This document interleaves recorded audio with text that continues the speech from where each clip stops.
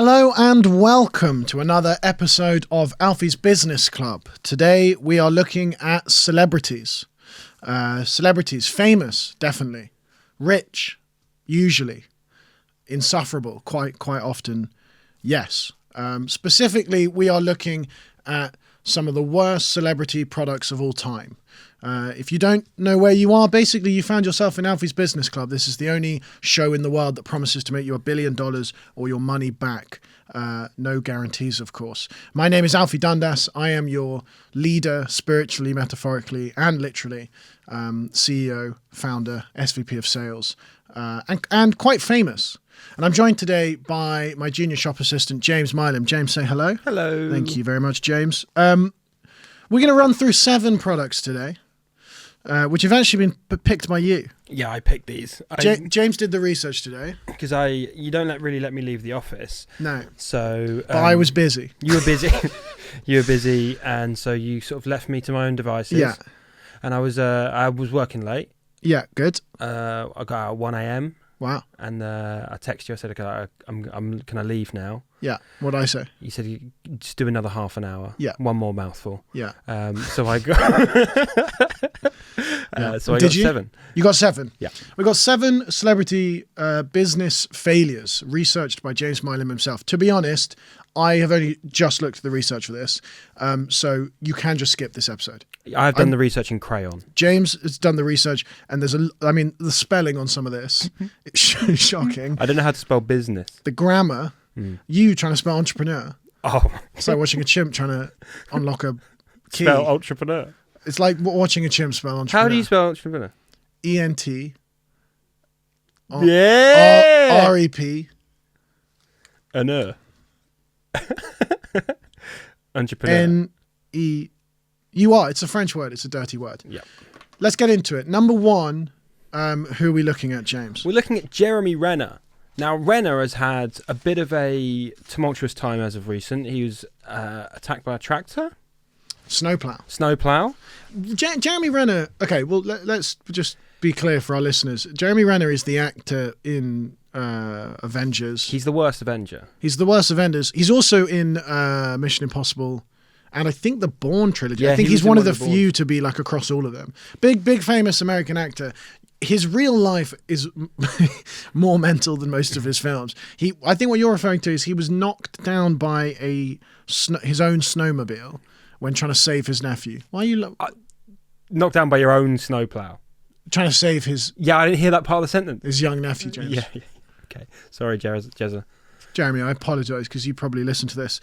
He's a really successful actor. Before that, he was a really successful property guy in LA. He flipped about 20 houses. No shit. Not in the way that Marvel literally flipped the houses. He bought and sold houses in Hollywood. I think he sold a house for like $24 million.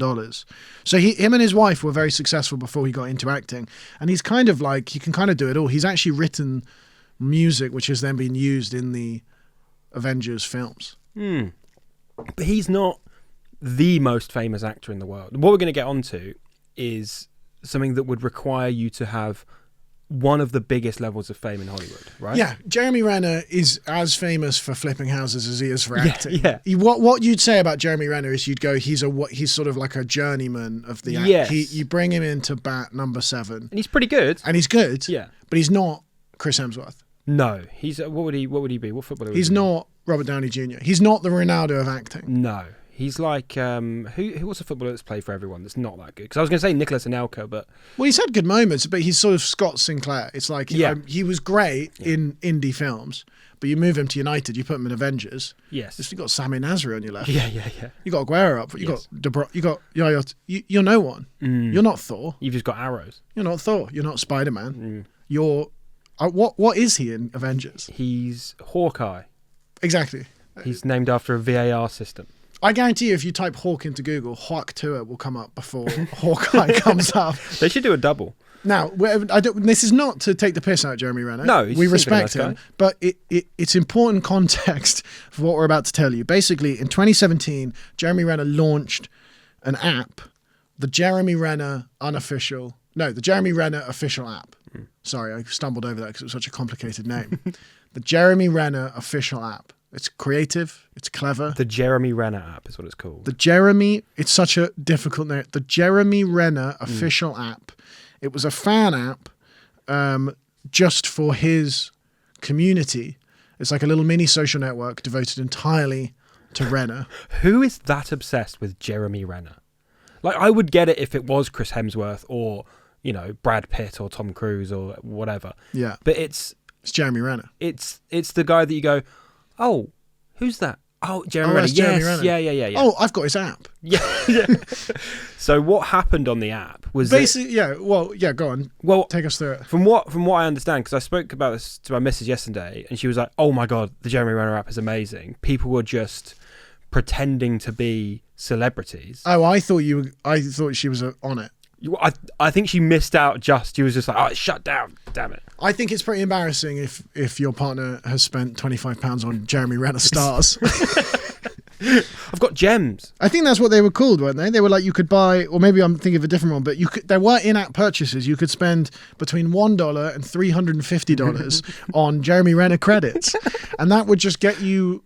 I'd also like to make it clear that you don't get. There's no exclusive access to Jeremy here. There's no direct line to Renner. There's no that you can't call him. No. Where's our phone? Yeah, get him up.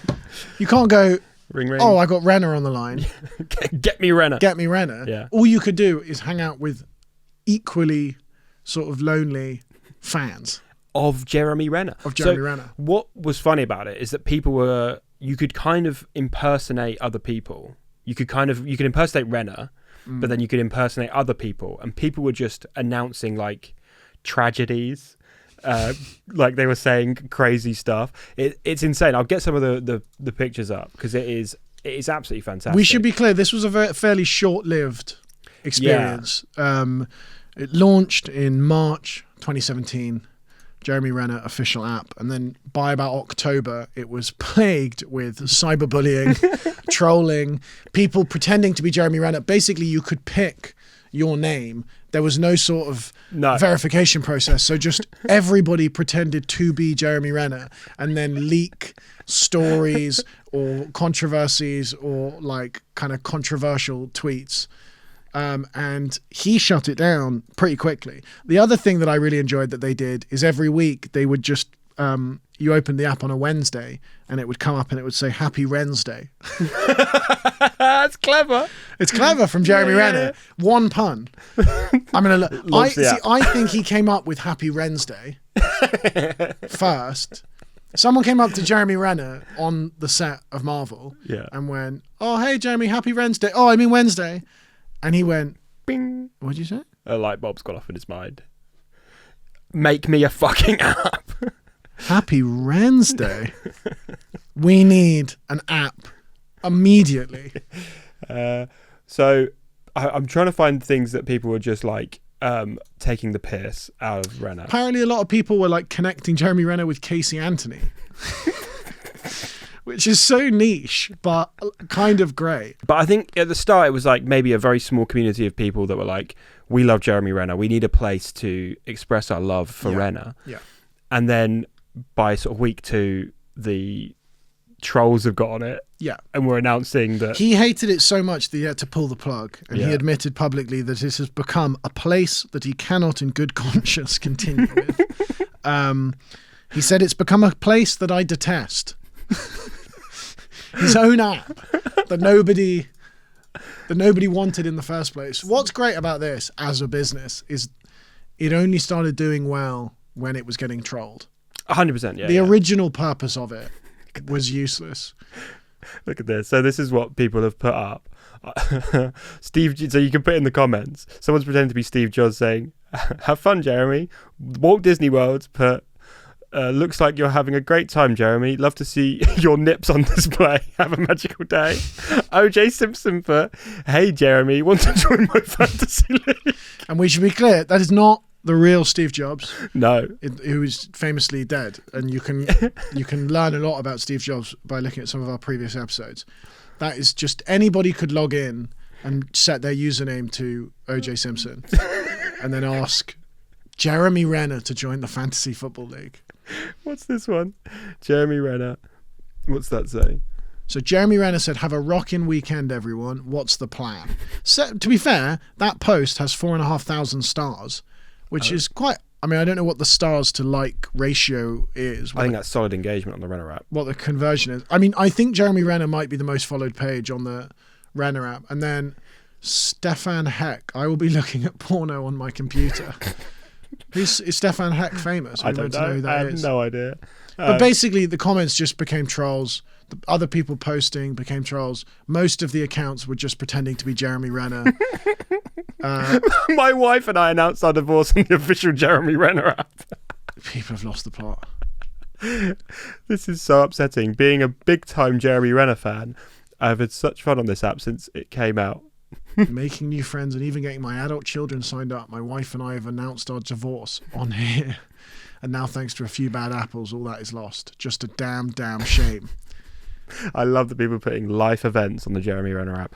So yeah, it was short-lived, and he's not famous enough for it to be successful. So it did shut down. And that leads us on to our second celebrity failed product. The precursor. The precursor. Now, you cannot have the Jeremy Renner app. Are you aware of the butterfly effect? Yes. It's where little flutters make a big impact on society. Now, to get a seismic shift like the Jeremy Renner official app, you need the butterfly flaps of David Hasselhoff's social media network, Hoffspace. Yes! In 2017. No, where are we now? We must be... No 2000s. How early are we in this? 2017 is Renner. Yeah. 2008? Yes, something like that. Early, mid 2000s. Hoffspace. Unbelievable. The Renner app ran. No. Because David Hasselhoff walked. Yes. David Hasselhoff launched his own social media platform called Hoffspace. It was meant to be a hybrid between MySpace and a fan community site. There it is. But it arrived after MySpace had already basically died.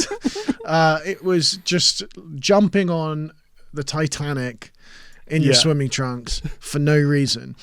David Hasselhoff, famous for sort of being in that SpongeBob film, being in the SpongeBob film, Baywatch, bit WWE.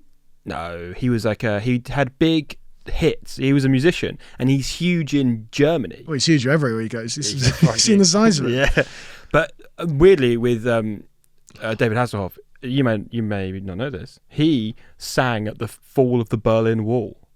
He's that famous in Germany when they were bringing down the wall in the 80s. Yeah. He sang as the wall fell down. So he was to be fair at that time. So they're bringing down the Berlin Wall and they go, we need someone big. Yeah. To cover this. Yeah. Yeah. Who should we get? Has anybody checked Hoffspace recently? There he is. Look, David Hasselhoff. Oh my god, David Hasselhoff sang at the fall of the Berlin Wall. Yeah. Wow. Yeah. Fair enough. Credit to him. Now, David Hasselhoff, I would argue, is one of the few celebrities that is maybe famous enough, or was at the time. We're talking early 2000s here. We're talking sort of Y2K, flip phones and internet, to maybe launch something like this. He got up to about 12,000 members in 2008. I love David Hasselhoff's reason for setting up this platform. They said, why have you set up Hoffspace? And he says, I'm setting up my own social media because I've traveled all over the world and there's very little that people have in common, but often what they have in common is me.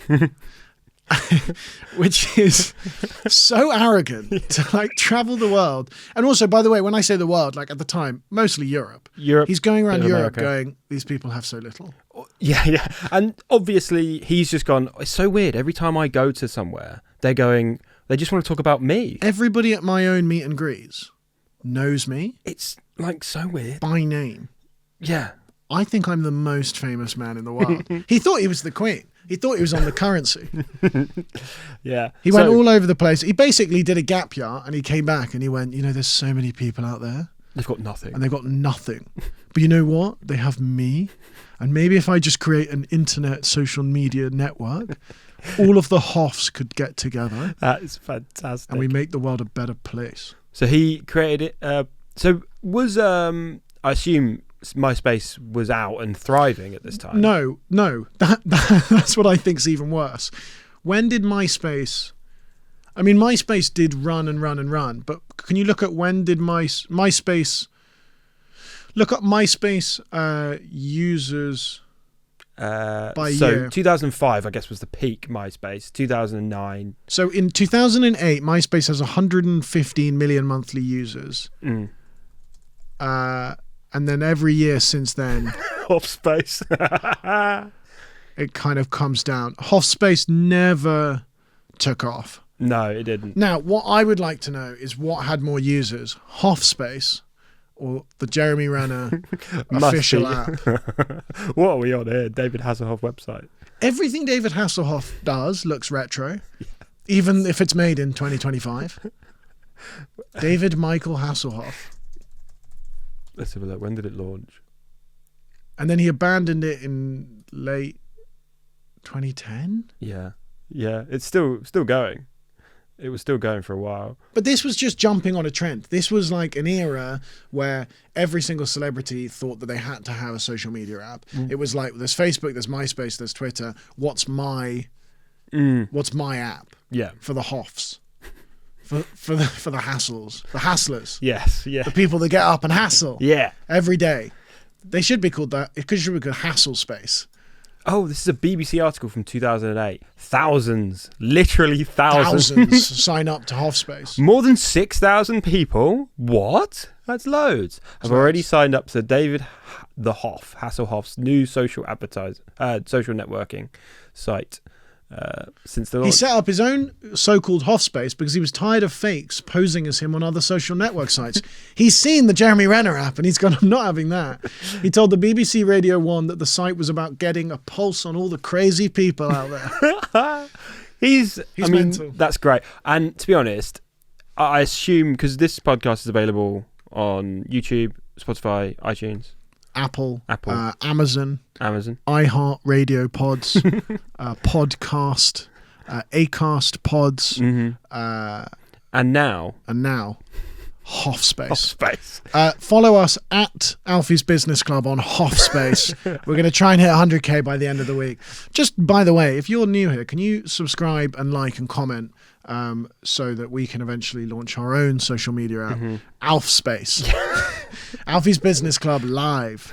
I want to make clear that surely you should call it Toffspace. Toffspace. It's not bad. That's nice. Yeah, that's nice. That could be Whitehall's new thing. That would be nice. Right. I want to make it clear that this sounds mental now. Like, I don't think anyone would set up a social media site now, but at the time, it was kind of the fashionable thing. It's the equivalent of every celebrity now having a TikTok account. Like, I keep getting paid TikTok ads from Greg Wallace trying to sell me cooking courses. Is that what he's doing now? And he's doing one-to-one training. 40 quid. I think it's really cheap. It's like 40 quid. You get half an hour with him and he'll sort out your fitness plan. I think we've got an idea for the next episode. Shall we do that? We'll call in Greg. We'll check in with Greg next week. Can we get Greg on the pod? We can't get Greg on the pod. Why? Because he said some things and done some things. What's he done? He got his knob out. Which is not allowed on my pod. No, okay, fine. Not allowed. Everybody is on TikTok Live now selling shit. 20 years ago, the equivalent of that was setting up your own space. Yeah. And we've already been through 2 of them. Neither of them worked. No, one an admirable experiment, the Hoffspace, and the other clearly Hoffspace far better than the Jeremy Renner official app. Bring it back, David Hasselhoff. If you're watching this, bring it back. Bring it back, please. We have literally tens of listeners. Yeah, that will flood to your mobile site. Bring back the app. Right, number 3, let's move on to a new product. Let's get our hands on a real physical product. We're going to look at Steven Seagal. Yeah. Steven Seagal launched the Lightning Bolt energy drink. Now, this is actually kind of interesting because this is 2005, launching an energy drink on the exact same grounds of sort of it being more natural, less sugar, fewer calories than all the other things out there. It's basically what people are doing now with Prime. Yeah. And sort of everything that's like a Monster replacement. Yeah. But it's launched by actor, black belt, karate master, absolute nutcase, and freak Steven Seagal.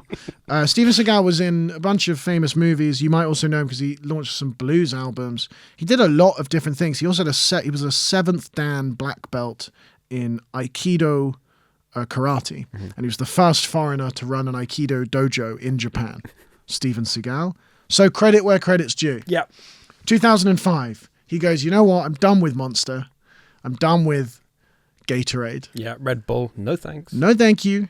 He released Lightning Bolt. Now, Have you seen the picture?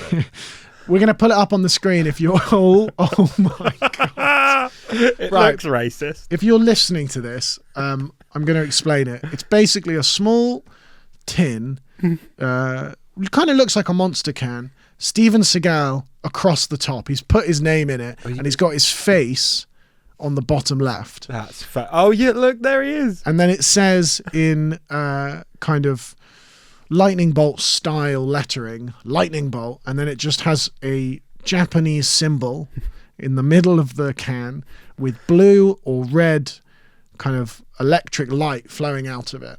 It does look like it would wake you up and give you the shits. To be fair, it looks like it would make you do a racist accent. And I know what you're thinking. You're thinking, yeah, but Alfie, are all of the ingredients in Lightning Bolt natural? Yes, listener, of course they are. They're completely natural ingredients. They were marketed to have things like Tibetan goji berries, mushrooms, and what Seagal described as Asian experience.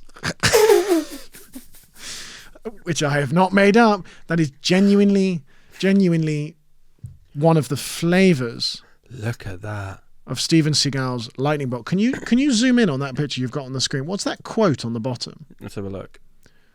There's a little picture of Steven Seagal. Zoom in to the bottom of the can. It says, it's just a quote from Steve that says, a natural energy tea packed with vitamins and exotic botanicals. I'm in. I'm in. Look at that. That looks like something that you'd find in like an Eastern European shop. Look, the top of that. It'll kill you. It's called Asian Experience Energy Drink. That's the name of the flavour. Asian Experience. Well, he's gone to Asia. He's loved it. He's gone, I've had one hell of an experience here. Yeah, bottle it. I wish when people go, I wish I could bottle this feeling. He's gone, hold on. Lightning Bolt? I love it. I tried to find a can of it online, and I think it's just nowhere now. I think it definitely didn't pass like regulatory things. But the look at the nutritional value on that. It's got 250 calories. It's got 60 grams of carbohydrates and nothing else in it. How have you managed to get that into such a small bottle? It's great. It's like a loaf of bread in a tiny bottle. I should be clear, this product, the reason you can't buy it when you go down the local Bossman, the reason that Monster is still there, Diet Coke is there, KA is there, all of these things. The reason you don't see any Lightning Bolt is because it was rancid. Every single person that bought it said it was disgusting. Yeah. It's like, if you were like, okay, he's had a lot of... he's had some unusual allegations around him. Yeah. He's clearly a nutcase. He's not really famous anymore. That's why people didn't buy it. No. The reason why is because it tasted like garbage. Why did we not buy Steven Seagal's energy drink? Well, he's not a great person. He was a bit of a shit actor, and I don't really know why I'd buy a product off him. Oh, and by the way, it was also really disgusting. It tasted like one of the top reviewers called it a medicinal mistake. Retailers dropped it rapidly. The drink vanished from shelves within a year. There are no official numbers on how much was made, but there is a rumor going around that there's a warehouse somewhere just with thousands and thousands of bottles. He's got it in his dojo in Japan. He's a really weird bloke, Steven Seagal. Yeah. He made a blues album.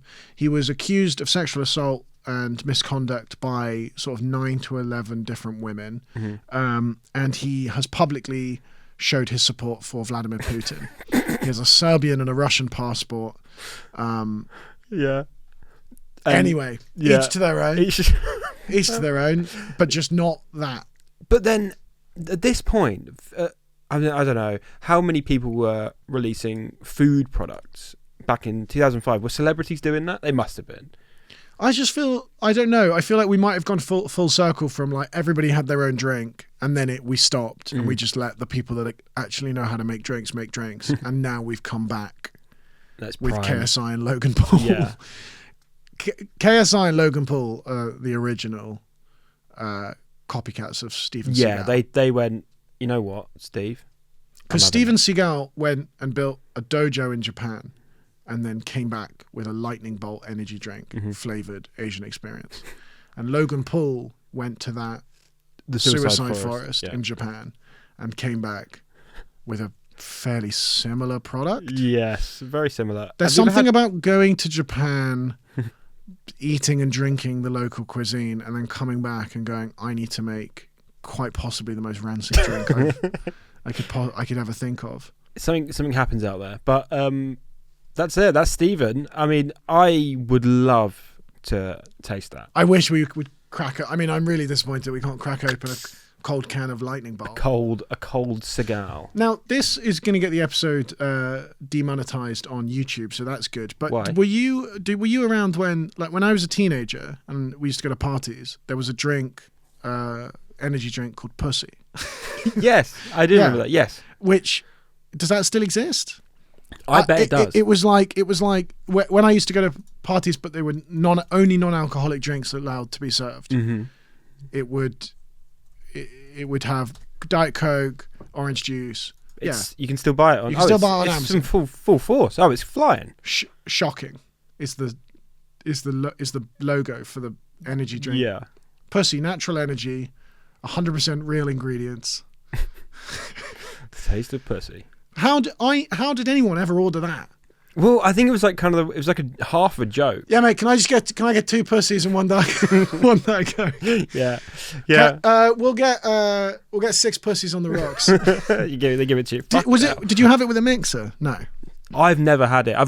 My mate took a picture of him going like that with a can of the thing. Well, look, there we go. In 2013, part of the advertising campaign for Pussy was banned in the UK for being sexually explicit. What? No. What? Yeah. Pussy is a carbonated energy drink produced by Pussy Drinks Limited. I want to work for Pussy Drinks It was Limited. created by Johnny Shearer around Christmas 2004. Wikipedia, that is not like journalistic integrity to say it was around Christmas. Yeah, around Christmas. He was having dinner. Yeah, look, by the summer of 2011, Pussy was sold in 3,000 shops in the UK, including Tesco's and Selfridges, Whoa. and exported to 18 countries with sales up to 200,000 cans a month. That's brilliant. By April 2012, Pussy sales had increased to 500,000 a month. And then of 2024, the company has 2 employees. Oh, I just remember going to these kind of like parties in town halls and just looking at it on the shelf behind the bar, and it would be like Lucozade, Diet Coke, Pussy, and just being like, even at that age, being like, that's not as funny as they think it is. Yeah, it's funny for 5 seconds. It's funny for 5 seconds, but nobody, when you grow up, you're not, like if I go to a club now, tequila, lime soda, vodka Coke, rum and Coke, JD and Coke. Yeah, mate, can I get a Pussy lemonade, please? Yeah. Yeah. God, That's a big pussy. You Pussy got me and soda, 2 limes. there? Yeah, 2 for 1. Do you have any fresh lime? No, I don't want cordial, mate. Do you have any? I'll just have a. Have you? Is the pussy cold or has it been out for a while? I've got some old pussy in the back. All right, fine, cheers. It's awful. The ASA received 156 complaints about the posters because the posters said an energy drink that actually tastes good, and then in lowercase, Pussy. It's sick. It's fucking cool. Pussy Drinks Limited. I will say, when you get older, it's not funny. It is. We have laughed about it for about 5 minutes. Pussy Drinks Limited is the funniest name for a brand in the world. Yeah. The poster was deemed sexually explicit and offensive. Now, Grow up. Yeah, I know. Grow up. Yeah, get a grip. Get a grip. It's a commercial business. 500 cans a month. Have some respect. We don't have any. I think we're working behind the scenes, but we don't have any sponsors as of yet for this. Not podcast. as yet, but if you're listening to this and going, that sounds brand safe, let's get in with these boys. I would love to be. Pussy Drinks Limited. Get in touch. We'll boost your sales right back up. Every episode. You know how Gary Neville and Stephen Bartlett has Huel on every episode of Diary of a CEO, and our equivalent is an ice cold can of pussy. Logo facing out. Yes. Fine. Let's move on because I just feel like this episode's now going to get taken down. Yeah. Now that isn't a failed business. That's a real business that did really well. Well, it's gone down to 2 employees, but It's gone down to 2 employees, but at some point they were doing well.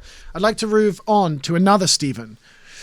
Number 4 of celebrity businesses that failed. Steven Spielberg launched a restaurant called Dive. One of the most successful, business people ever. Well, maybe not business people, but like he's made a killing with films. Steven Spielberg, probably the richest director. I think one of the highest box office. I think I actually saw the other day he is the highest box office director because E.T., Jaws, huge, and all the other ones as well, etc., etc. No, this isn't a film podcast, James. Have some respect. In 1994, famous and beloved director Steven Spielberg launched a restaurant called Dive! Which was a submarine themed restaurant. In LA with a second location in Las Vegas for $7 million each. Each of those restaurants cost $7 million. Now, the more I read into this, the more I was like, this cannot be real. Because I could kind of understand if Jaws was coming out and he's kind of, that restaurant in London that's like a rainforest cafe. Rainforest cafe, exactly. Or like a Pizza Express, you make your own pizza. Novelty, fun. Disney World, huge. Yep. Universal Studios, huge. This was a restaurant where basically every 45 minutes to sort of an hour, there would be a simulated sinking catastrophe dive of the submarine where water would rise in the portholes. So the windows had like water that would make it look like you're going underwater in the submarine. The whole restaurant was the submarine. There would be a siren that plays and flashing lights. Every half an hour. Every half an hour. And you're like, I just want my food. You're halfway through, croque monsieur. Yeah. Just gets dark. Paid actors start screaming and running. When people are like, oh babe, should we go somewhere nice this Valentine's Day? You go, yeah, I'd like to have a nice meal, but I'd also kind of like to simulate what it must have been like to drown. Where woke London doesn't do any restaurants like that. It is because it's him, it's Jeffrey Katzenberg, who was his producer. I think they did Amblin together. Big Hollywood producers. Now this could never fail. We've never done anything that hasn't made us $1 billion. So I tell you why, because what they've done is they've gone, you know what people like? They like food and they like big budget movies. How about big budget theatrical food? It's not a bad idea. And at no point in the $7 million of production that this cost did anyone go, hang on a sec. Might put people off. Yeah. Yeah. Also, what happens if you just walked in? Yeah. The Google review. Yeah, the pasta was great, but I drowned. But I drowned halfway through. Yeah. The anxiety-inducing simulation of death put a bit of a spoiler on the evening for me and the missus. It's like why would you want to have a meal during a natural disaster? Also, you go the first time, it might be quite fun. You're not going back. You're not going to go back. Oh, babe, I can't be bothered to cook. Should we just walk down Dive? Let's go down a dive. Do you just want to go down a dive and pretend we're drowning? Yeah, actually, I've had a really tough day. Babe, don't cook. Let's pop down to Dive and act like we're drowning in a submarine. What happens if you get a delivery? Do you get it given and just splash some water? No, the guy comes into your house and he puts you into the bar. Waterboards you. He waterboards you, and then he gets out the sandwich and goes, "Am I going to get a tip?" Yeah, come on. It took 15 minutes to get here from the restaurant. I'd like to point out as well, Dive didn't work. Also, restaurant is a very strong word. I looked at the menu. The core menu consisted of sandwiches and bowls of pasta. It wasn't a sort of Michelin star gourmet experience. You'd think it would be seafood. You would think. Yeah. You would think that there would be a sort of simulation and they go, oh no, we've all drowned. But the good news is the crab is very fresh. Yes. The crab is particularly fresh today. No, you could get like literally ham sandwich with crisps in it and then a bowl of bolognese for the kids. Great. Have you seen the picture of it? Where is it? Pull it up on the screen. Let's get Dive. There we go. Look. It does look cool. I would love to go there. It looks like a big yellow submarine and it kind of looks like a kids' play area. Now, to be fair to them, the idea was that the merch and the retail side of things would be as popular as the food. So they were hoping for sort of a 50-50 split in revenue between pastas and sandwiches and ET memorabilia. However, they got about 15%. So for every £1 people were spending on sandwiches, they were spending 15 pence on like Jaws toys. Yes, yeah. Also, there's no pictures of Steven Spielberg and the restaurant. I don't know. Steven Spielberg didn't visit the restaurant once. He washed his hands of it. Well, almost. I mean, look at that. He's the number one highest grossing director of all time. Yeah. He's made 10 billion. No? Yeah. Yeah, 10 billion. No. 10. Yeah. Yes, of Is course. that 10 billion or it 10 must trillion? Be, maybe 10. Must be 10 million. 10 billion, obviously. Steven Spielberg has made 10 bill. His highest grossing film was Jurassic Park, of course, 1.14 bill. Mad. James Cameron at number 2, 8 billion. But his number one film, Avatar's made 3 billion. He does like a few, but they all gross like 2 billion. James Cameron just does very few films. It's like Nolan is like, 6 billion? He's 7th on this list, but every one of his films has made basically $1 billion. Who is that? David Yates? David Yates. Oh, he did all of Harry Potter. That's Michael what you Bay. want. You want a little series in there. That's nice. Michael Bay. Tim Burton's made 5 billion at the box office. He's not made much recently. And we're going on to a different topic here. We might do an episode on this. This I is didn't good. realise there was such good money in movies. Oh my god, yeah. If I knew there was money in entertainment, I'd join it. Not anymore though. It's all going downhill. It's Tim all Burton coming to hasn't made money. podcasts. It's all coming to podcast revenue. Yeah. Death of the cinema. I welcome it. Look, this is what I like. You're in your office. Oh yeah, good point. I'm in my office. I was about to point to the green screen. Oh, yeah. Well, I mean the New York skyline. Yeah, lovely. That's where they shot. Is that a plane? Where am I? Where are we? New York. Are we in New York? I don't know what. Is that a plane? No, James. Sorry.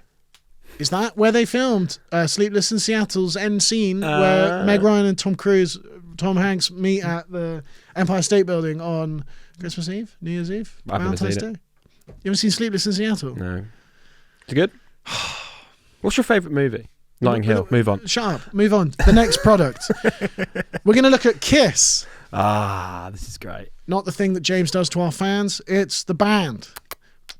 £2 a Kiss. £2 a Kiss. We're going to launch a Patreon in the new year, and I'm trying to figure out what the bands are. And I think the £10 a month version means you get a kiss through the phone from James. Now, that is a Soulja Boy reference, which is very foreboding. Very clever from me. Number 5 worst celebrity failed products. The Kiss caskets, spelt with a K. Kiss space Kaskets. Kiss is a rock band, James, so I'm told. Yes. And in 2001, they launched the ultimate Kiss collectible. Ultimate meaning the last. In 2001, Kiss released a casket that you could bury yourself in after you were dead. It was a steel burial coffin with Kiss logos and images of the band on it. Mm-hmm. This was a real coffin, and they later, for the more sophisticated purchaser, also released the Kiss cremation urn. Where's Grandad? He's in the Kiss urn again. This is wild. So this is 2001. Now, you're probably wondering, where do I get one of those? And I think you can still get them on the Kiss website. You can get them for $3,500 unsigned, or $4,700 signed by the members of Kiss. How much? $4,700. That is mad. It was great. Kiss casket. You can look at them there. Look. They launched in 2001. In 2011, they had a limited edition model. Bring it back. I think they still exist. Very, very, I want to make this very clear, very few people bought them. No. Kiss have sold over $1 billion of merch. So credit where credit's due. This is a podcast about making $1 billion. Chapeau. Chapeau. To Kiss. Yeah. Call me. They've made that much money. That's $1 billion great. on merch. The least profitable item, the Kiss casket coffin. Because you can't wear it. You can't you can't experience the Kiss coffin. And that's where you're wrong, James. On the product listing, when they first released the Kiss casket, they said, I know what you're thinking. Why would you buy something that you're never going to get to use? But until you die, and they genuinely said this, the Kiss casket can be used as a giant a giant drinks cooler. The Kiss casket, whilst you're alive, can be used as a giant drinks cooler whilst the fan is still alive. Right. Because when I want to get a brewski, the thing that annoys me about going to the Fringe The fridge? I can't fucking talk to it. The thing that annoys me about going to the fridge is that I don't get reminded about my own mortality. Yeah. Every single... Babe, can you get me a glass of pussy from the fridge? Oh, but then I've got to go look at Gene Simmons' face again. Look at that. I mean, there is a phone number on there for the... Shall I have a call? Shall we ring them up? Let's call up Kiss Caskets and see what they're Casket. doing. I would be interested if they still sell them. Oh, NashvilleCasketSales.com. Okay, well, this is going to be very upsetting for a lot of our users, but this feels like a US only product potentially. But I think that might be the most morbid. Number I've called isn't recognised. Oh my god. It's a bit of a shock at the funeral, especially if it's an open casket. Okay. Granddad dies walking down the aisle. He's got the makeup on. He's got the makeup on. Tongue out. Yeah. It's what you would have wanted. He's got white makeup all over his face, black wig on, gel, kind of a very sort of slutty leather suit. And they've positioned Grandpa so that his hands are in rock and roll signs above his head. Rigor mortis is set in. Have you got the number for Kiss Caskets? Yeah. Can we call? Could you put it on speakerphone? Yeah.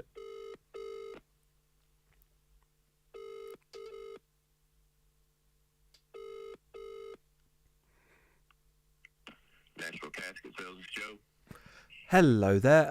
I'm just looking at your website because my father is a big fan of Kiss, and he's got he's kind of in the sort of end times, and we just wondered if there is an option to send the casket to the UK.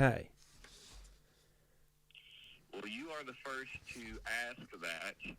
I do have international shipping with the airlines.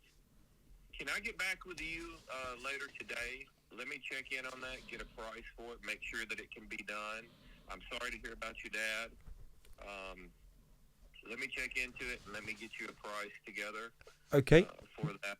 Roughly, how much would it cost if I was to get it signed? So we don't get them signed. That one was that's my prototype, and so when we met Gene, he signed the prototype for me. Mm-hmm. So I don't have access to them to get autographs on them. He will be gutted about that. Could you maybe? I've turned it off. You panicked. I panicked. I've got to block the number. I've blocked it. I've blocked the number. He'll be gutted. He's dead.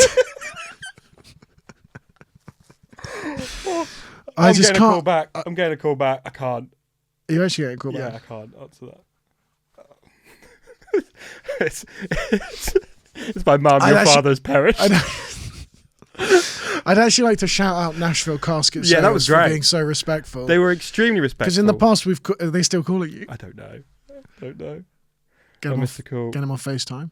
I can't call them back. No, don't call them back. I can't. Well, one, we're running out of time, and two, I think we'll get sued. Yeah. I can't believe we got through. They were great. What a lovely man. Also, You were holding up I signs. was holding up signs trying to get you to ask questions. Oh, God. Oh, we can't get it signed. He'll be gutted. And I was about to write, he's dead. So, The fifth worst product of all time, the Kiss Casket. no, you know what? Shout out Nashville Casket Sales. Free advertisement for you there. I feel very bad for them because I actually feel a bit guilty because he was such a lovely man. He was lovely. Whoever that was. Yeah. I'm a little bit disappointed that there's only one. They've got a prototype. Yes. God, oh God, I feel really bad now because he's gone like, we finally got a sale. Yeah. Oh, Mum, you don't need to sell your wedding ring. The Gene Simmons sign, it's going to a wealthy man in London. No, Dad, don't sell your clothes. Oh. We're going to keep the shop, James. We just needed one sale. I think... How dare you? I actually feel really guilty about How that. dare you? I thought that'd be funny, and it was funny for it'll be gutted. But I think he gets about 4 of those a day. yeah, maybe. All right. Number 6, let's look at 50 Cent. Oh, Fiddy. Are we on Fiddy now? 50 Cent. 50 Cent. Cut that out if you want. Nah, keep that in. Keep that in. I double down. 50 Cent. I don't fuck with 50 Cent. It's too small a digit. Yeah. I fuck with £1 only. 50 Cent. rapper, and now I don't really know what he's doing, but he seems to be all over the place. Like I saw he's like performing at boxing matches, like ring walks. One of the greatest rappers of all time, like in terms of output per song, goated. But not everything 50 Cent touches turns to gold.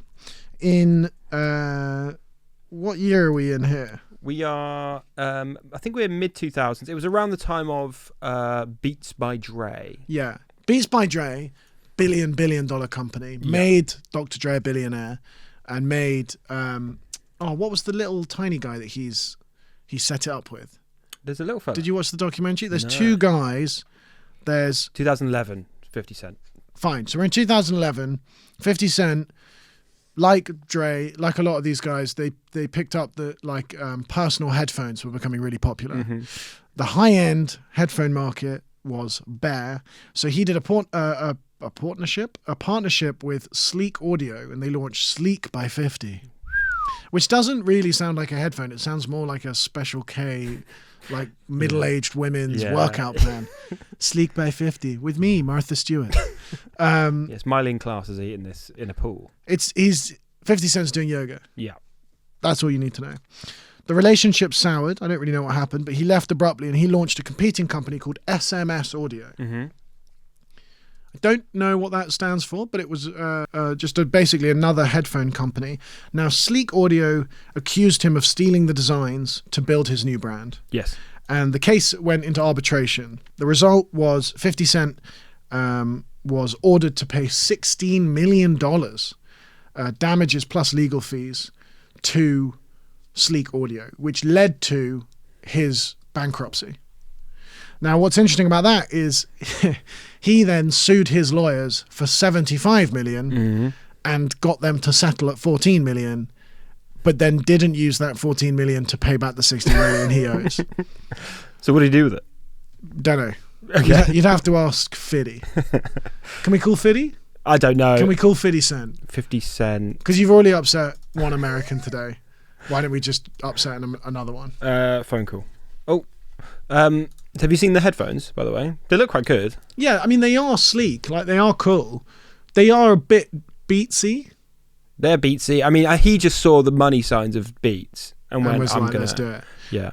Beats absolutely knocked them out. And also, around the time that 50 Cent was selling SMS Audio headphones, Apple bought Beats. Oh, really? And so took it absolutely global. I think making Dre a billionaire. £3 billion. There we go. Jimmy Iovine and Dr. Dre were the founders of Beats. They got bought out for $3 billion, and they joined Apple as part of the deal. Beats is a really interesting company, and one that I genuinely want to go through. They were very clever in their marketing. They gave all of the athletes, all of the rappers, all of the like celebrities that were like getting paparazzi'd a lot at the time, free Beats, and were just like, just wear them, even if you're not listening to anything. So they were just and every kid. I remember, do you remember the bright, ugly blue ones? Just a fucking pair of Beats and a can of pussy. 14-year-old me, it's locked in for the day. Did you have Beats? I had a pair of Beats. Did you? Yeah. I also had the Beats in-ear ones with the little thing that goes around your ear. Nice. Kind of the early AirPod. But now everybody uses AirPods. Yeah, I bought my headphones from a Tiger. You know that the like Scandinavian place that sells like Christmas cards. Yeah. Why? Because they were cheap. They were like Don't bring your broke energy onto my rich podcast. Sorry. 50 Cent, very talented musician, not such a good business person. Nope. He did a partnership with a headphone brand. It failed. He copied it. He launched his own. It failed. He got sued. He had to pay $16 million. He sued his lawyers. He won. He got the payout. He didn't pay it back. Legend.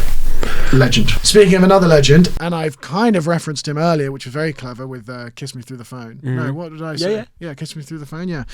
Kiss Me Through the Phone, it's Soulja Boy. Soulja Boy. When we crank that, why we roll. What is that? Superman. Crank that Soulja Boy. That? Yeah, it's huge. Soulja Boy was huge for a time. For 3 or 4 years. I don't really know what he's doing. There is a great story with Soulja Boy. He donated a lot of his clothes to like hurricane relief because his clothes were so baggy they could use them as tents. Oh, really? Yeah. That's great. That's 100% true. But today we're talking about Soulja Boy's gaming disaster. In 2018, Soulja Boy launched a handheld game console. The Soulja game console. I'm just fed up of these celebrities not coming up with brands. Soulja game. Soulja game. It actually looks sick. The Soulja game looks a bit like a Nintendo It's like a Switch, eh? Switch. Yeah. And the reason it looks like a Switch is because it's a Nintendo. Yeah.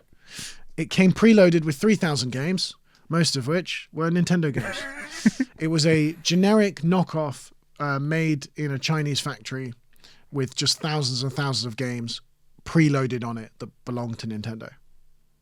When I say Soulja Boy launched a games console, what I mean is he just bought a cheap console from China, preloaded it with Nintendo games, and then sold it for $200. That's cheap. And just didn't think like That'd be fine. that'll be fine. Yeah. So I think Nintendo were basically like, stop that. Nintendo literally said, "Stop doing this, or we'll sue you." We'll ruin your And life. he shut down the company. Mm. Rather than like stop selling the product, he shut down the company. And financial experts were like, if he hadn't shut down the company, he would have been hit with a lawsuit that would have cost him hundreds of millions. Yeah, it's Nintendo don't mess around, I don't think. The Soulja game line is an infamous story of what happens when you don't understand IP. Yeah. And I'll break that one down for you, James. That's intellectual property. IP. Okay. Yes, understand that. IP. So maybe we could get a hold of one of these on the black market, on the dark web. We could get one of these. Maybe. I think you can also just buy one from China. Yeah, it's quite possible. I don't think you have to go so illegal. Like, he just found these consoles that they were selling, these like cheap Nintendo knockoffs in Chinese factories, and he just put Soulja on it. What is he doing now? They cost $200 in the US to buy, and they cost $80 to buy from China. You've put in, what is Soulja Boy doing? What is Soulja Boy? Soulja. Soulja Boy is currently... Oh, he's doing music still. He's doing AI smart glasses. He's still in tech. Oh, sick. Look at those. Look at those. They're pretty cool. He's got some fresh sunglasses on. Yeah, look, Soulja Boy AI smart glasses. He's launched Nogadan. He's launched a new app for his performances that is seeing high downloads and is expanding into new features like live streaming. Oh, Well, he's an app. That's only gone well so far. If I've learned one thing from today's episode, it's that every celebrity should have an app. Get him in. You should call Jeremy Renner. Yeah, get Renner in. Get the Renner in. Great. Well done, Soulja. So yeah, he got shut down by. But it's a respectful effort, I think. Good for him. It was good. I think it's just an example of like, there's quite a lot of celebrities that have just tried a lot of things that don't work. And sticking on that, let's look quickly at Cristiano Ronaldo. Yes, and I also got one more to show you after this. Cristiano Ronaldo is our seventh and final, but James has a sneaky one that he hasn't Yeah. showed me that is going to be a surprise to everyone on this pod. Really cool. Number 7, our final celebrity business failure is Cristiano Ronaldo. Who? Sui. Portuguese footballer. We are going to talk about Cristiano Ronaldo in our Business of Sport series, Yeah. so keep an eye out for that. I think he's the richest footballer in terms of making money from football, but there are some surprising people that have made money elsewhere, Yep. which technically puts them at the top of the list. But I think this year, because of his move to Al Hilal and all of that Saudi coin, secured the bag. Ronaldo is one of the richest athletes to ever live. He's also the most followed person on Instagram. But before he kind of, I think this was Before all before, of that, Well, this was like he was just dipping his toe into business, Yeah. and he was represented this company that basically was like a facial exercises. yes. Have you seen this? I'll show you the video because this is what I really care about. Well, let me explain this to people that are listening. Ronaldo was hired to be the face of a facial exercise gadget in Asia by a company called Facial Fitness Pal. And it was basically a little vibrating mouth propeller, and you put it between your lips and you shook your head and it would tone your face. And they recommended 30 seconds a day, twice a day. And if you did that, they said 74% of people saw positive effects. Now, later, it turned out that they just made up those two numbers. Oh, really? Just made up. Brilliant. Set, and they just went, do it twice a day, 30 seconds a day. That'll do. Sounds good. Yeah. Yeah. Whack it in. And it's Ronaldo, remember, so it's like broken English as well. Yes. We'll do this for the 30 seconds. For me, What do we? 74%. Yes. But mate, we share the stage for so long, I don't know. So look at this video. And if you're on YouTube, we'll get up a video. He's doing basically. It's him. Ronaldo's doing keepy uppies. Yeah. And then there's some Chinese text on the screen, and then what looks like a sort of weird sex toy. You put the gag in your mouth, and then it's got like two wings on either side. So the wings are on the outside of your face. Yeah. So they make you look like the nose of a helicopter. Yeah. And then basically. they waggle, and you have to keep it in your mouth. And that is you tensing your jaw and cheek, I imagine. Yep. For a better structured face. And in this advert, you'll notice that they've got a lot of people doing the facial exercise that makes you look like an idiot. Yeah. And then, but Ronaldo is just holding it. He's like, I'm Ronaldo not doing that. Does not put it anywhere near his mouth. He is going, don't you dare. And his precious face. Yeah. I'd also like to point out in the advert that all of these people are very pale, and the brightness has been turned up to 100 because there are certain aspirational expectations in China that are not necessarily the most diverse. No, also not China. It's Japan? Japan, I think. Oh, it's a Japanese company. Yeah. Oh my gosh, look at that. That's great, isn't it? Look at that. And then, but Ronaldo goes, I'm not fucking touching that. Ronaldo goes nowhere near it. Yeah, good for him. Ronaldo, mate, would you just put the products in your mouth and we get 30 seconds of footage? No, I'm just going to do keepy uppies. I'm just going to do keepy uppies and then cut to someone else using it. I mean, the thing is with that ad, the pull of Ronaldo, I bet that sold millions. Oh yeah, Millions I remember seeing those the ab thing that Yeah. he'd put on and it would tighten. I was like, I might try that. It's obviously nonsense, but there's a lot of history of celebrities going, particularly to Japan, to sell products that they would never, you don't do them in Well, because I America. guess it doesn't affect their reputation in the US. Like no one in the US has ever seen that product. No. So it doesn't matter. Like, No one in Lisbon is going, oh, I need the Ronaldo mouth waggle. Especially the Ronaldo mouth waggle. Mouth waggle. But yeah, back in the day, definitely not. But now we can all see that Ronaldo did stupid things. Yeah. Loads of people have done it. I'm sure we could go over those. Thank God for the internet. Otherwise, we wouldn't be able to have that video. Thank God. And shout out Ronaldo if he ever wants to jump on the pod. Now, those are our 7 failed celebrity businesses. However, intern and summer work experience James has a special treat for me. A little One that I had never even heard of, and I was looking this up this week. Yeah. And can you explain it?